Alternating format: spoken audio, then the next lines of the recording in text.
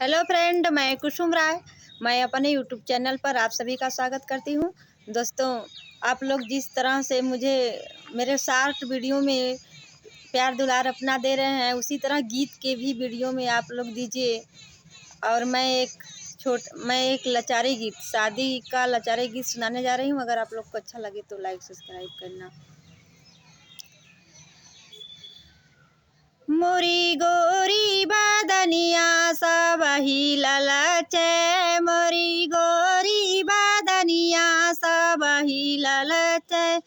बगिया में गईली मलिया भी ललचे, बगिया में गईली मलिया भी ललचे।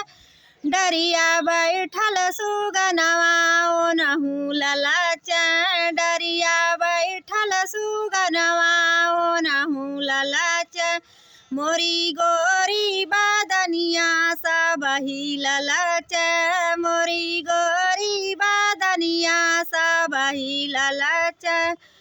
कुआना पे गईली कहरा भी ललचे, कुआना पर गईली कहरा भी ललचे। छुइया बैठल भावरवा ओनहु ललचे, छुइया बैठल भावरवा ओनहु ललचे। मोरी गोरी बदनिया सबही ललचे, मोरी गोरी बदनिया सबही ललचे। सेजिया पर गईली सैया भी ललचे, सेजिया पर गईली सैया भी ललचे।